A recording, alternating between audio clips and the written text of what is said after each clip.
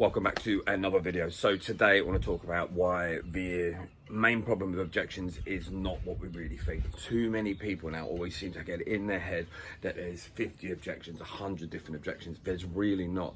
When we're dealing with objections, you've got to realize most of the time this is people that have just got a question or a doubt stuck in their head and they don't know how to handle it. So you've got to really break it down and look at the layers below what people are saying.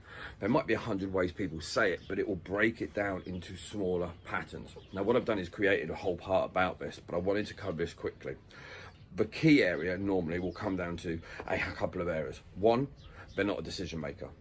Two, they don't understand things enough to make a decision.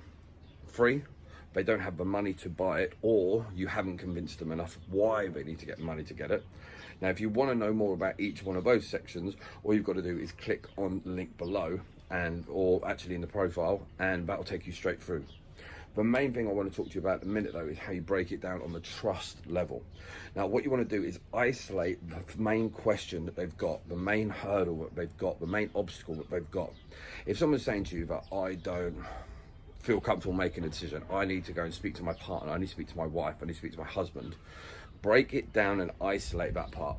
You can say something quite simply, go, okay, great, I'm glad you're interested and you're at the stage you want to buy, you just want to get clarification on there. Now let's imagine for a second that they said yes. Would we have a deal today?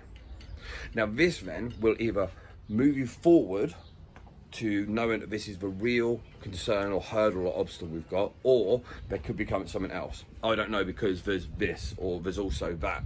You've got to make sure that you're isolating these points down. So if someone turns around and says, well, I need to speak to my wife, great. I'm glad you're at a stage where you want to buy. I'm glad you're at a stage you want to get started. What do you think they're going to say? Great start. Then after that, if they said yes, would we go ahead with this straight away? Is there anything else that could hold us back? So what you're then doing is moving further down the path, because actually even if the wife says no, or the husband says no, or wife says yes, or husband says yes, but you still wouldn't have a deal, then that's not actually the hurdle that you're dealing with.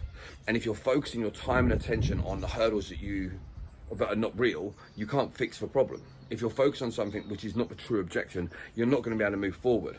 And then you're battling with someone over the same objection over and over again, and you can't help them because they're not being open about what it is, because most of the time they just don't trust you. Click down or click in the profile and get more details now.